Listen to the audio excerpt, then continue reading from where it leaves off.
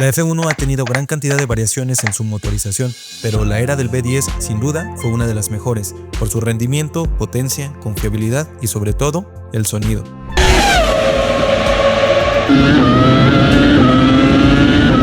Para mí, uno de los sonidos más característicos de un Fórmula 1, que comparado con los V6 turbohíbridos, la personalidad del V10 le gana en todos los sentidos. Pero, ¿por qué eran tan buenos? Y si eran tan buenos, ¿por qué dejaron de usarse? Si eran tan queridos por los aficionados y pilotos. Quédate, que te lo cuento.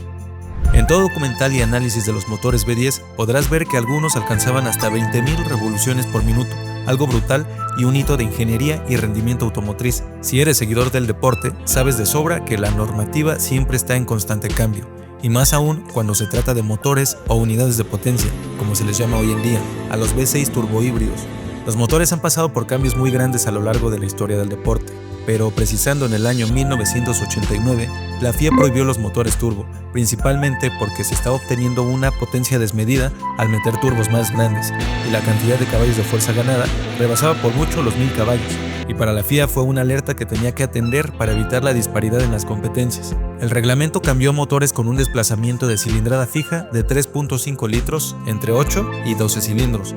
La era V10 tuvo su auge precisamente a partir de este cambio, y la llegada de un montón de motoristas a la Fórmula 1 se hizo presente, pues aunque de primera mano la medida era restrictiva, abrió paso a muchas configuraciones, ya que disponían desde un V8, un V10 o un V12, y por supuesto de aspiración natural, o bien atmosféricos, donde se entiende que la suministración de aire a la admisión del motor es únicamente a través de las entradas de aire del monoplaza, a diferencia del turbo, que utiliza las revoluciones por minuto de la propela para introducir más aire. Con los motores Honda V10 todavía establecían un dominio abrasador con sus 675 caballos a 13.000 revoluciones por minuto, que le dieron a McLaren, y más precisamente a Alain Prost, arrebatarle el campeonato a su mayor rival y compañero, Ayrton Senna.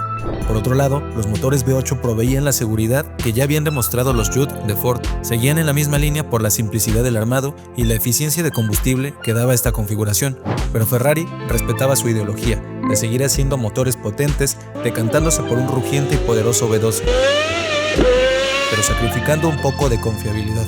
Renault fue la marca que estableció el éxito de los motores V10, pero ¿por qué? En primera instancia, podían generar más potencia que los motores V8 y V12. Eran muy ligeros, con menos de 90 kilogramos de peso. Inclusive, si los comparas con el peso de la unidad de potencia de los V6 turbohíbridos y sus 150 kilogramos, resulta una diferencia muy grande.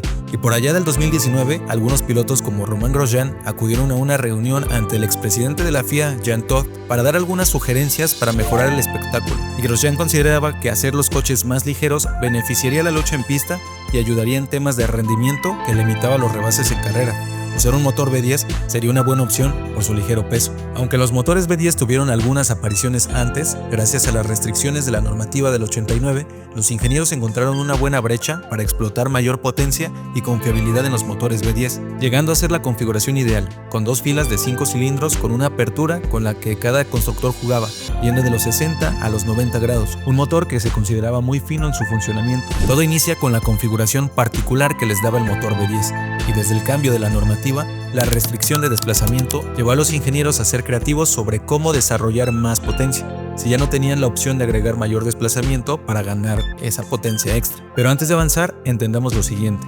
Los constructores solo tenían la posibilidad de sacar potencia de un motor de aspiración natural, por lo tanto, sus opciones se limitaban mucho.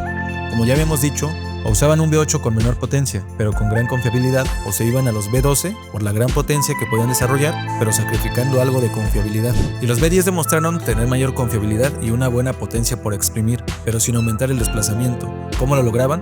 La respuesta está en aumentar las revoluciones a las que giraba el motor. A grosso modo, un motor funciona en 4 tiempos: admisión, compresión, combustión y escape. La gasolina se mezcla con aire, este proveniente de las tomas de aire del monoplaza, y se enciende por medio de la chispa de la bujía, para crear una explosión dentro del cilindro cuando el pistón hace su recorrido a la parte superior.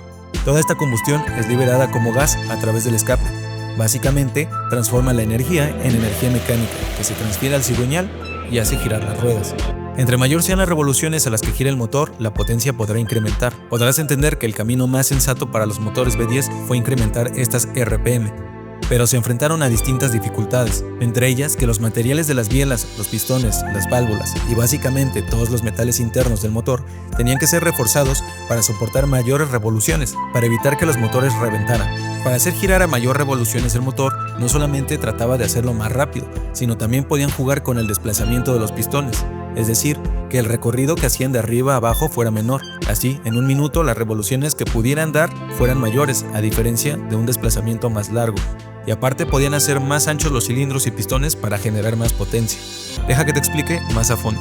Cada cilindro tiene un diámetro proporcional al pistón. Aquí hablamos de la anchura. Y el recorrido es la distancia entre la parte alta y la parte baja que recorre el pistón. Entonces, dado que el desplazamiento de la cilindrada no podía modificarse acorde a la normativa, que para 1995 se limitaría a solo 3 litros, los equipos optaron por hacer más anchos los cilindros y disminuir la carrera, para conservar la misma cilindrada, pero con pistones que podían subir y bajar más rápido en los cilindros para generar más revoluciones por minuto, y por lo tanto, mayor potencia. En esencia, los cilindros y pistones eran más chatos y anchos, llamada la configuración sobrecuadrada. Para los equipos era la configuración perfecta, pues al tener elementos más cortos, el peso se reducía bastante, a comparación del V8 y V12. Encontraron la fórmula perfecta entre potencia y rendimiento. Además, la corta carrera de los pistones hacía que los motores tuvieran un sonido impresionante y para mí, uno de los mejores que ha tenido los Fórmula 1. No por nada el Lexus LFA es tan reconocido por su sonido en las calles. Vimos pasar motores increíblemente potentes y fiables como lo fue el V10 de Ferrari, el F2002, a manos de Michael Schumacher y Rubens Barrichello, siendo uno de los monoplazas más equilibrados y el más rápido de la temporada 2002, siendo imbatible. Otro icónico fue el Renault R25 del 2005. Quien le dio su primer campeonato de pilotos a Fernando Alonso, marcando el final de una era, pues fue el último F1 con un motor V10 en ganar un campeonato, antes de ser sustituidos por V8 por la FIA. Lógicamente no todo sería miel sobre hojuelas en esta era V10, pues los ingenieros experimentaban demasiado con materiales y compuestos e inclusive tratamientos para los metales internos, con la intención de hacerlos más resistentes, ligeros y duraderos, algo que elevó demasiado los costos y alejó a marcas para su desarrollo. Por un lado, la intención de la FIA fue reducir costos, o al menos tratar de hacerlo, y con la llegada de nuevas tecnologías y el impacto ambiental que estaba en una etapa inicial, la FIA concluyó en un cambio de normativa en pro de la eficiencia energética, reduciendo las emisiones con las limitaciones de RPM, bajando gradualmente hasta llegar al límite actual de las 15.000 vueltas o 15.000 revoluciones por minuto. Una tendencia que hemos visto crecer en la era híbrida y más recientemente en la normativa de 2026, que busca reducir aún más la huella de dióxido de carbono, algo que a muchos puristas del deporte desagrada, pues no solo ha perjudicado el sonido de los monoplazas, sino ha vuelto muy complejo el rendimiento del manejo y la calidad de los rebases. La era de los V10 se queda como una de las mejores, si no es que la mejor de la Fórmula 1. Aquí pueden haber opiniones divididas, pero lo que fue un hecho era su potencia pura, sin dependencia de turbocompresores, turbocargadores o motores eléctricos.